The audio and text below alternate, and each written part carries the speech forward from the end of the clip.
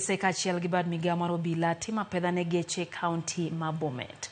Jalup manager mochung ne wuoth kaduol mar NTSA engineer Irino Gutu wacho ni apedha magitimo ne nyamburko biro dhi mbele nyaka masiche mag apaya dog chien e pacho kae. Gutu omedo ni kaluwore gi apedha magidhi godo nyime.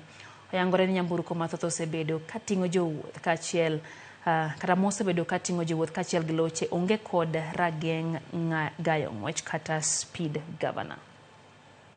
Today we have launched an operation to sensitize members of the public on safety issues and also to look at the compliance levels of the vehicles, whether they are roadworthy.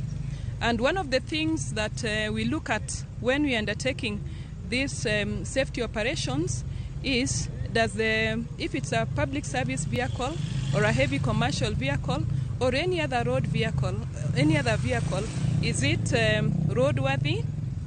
For the PSVs, the law requires that they have the speed limiters that are transmitting data. Tumefurahia vile NTSA wanafanya, lakini they cannot sustain. Watakuwa hapa tu for 2 days.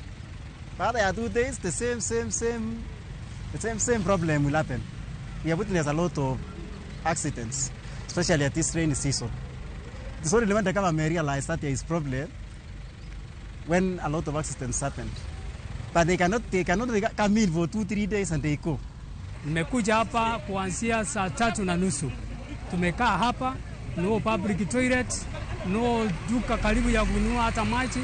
People are picking, running number plate, removing number plates, going, coming back, giving others. We don't know the procedure they are using.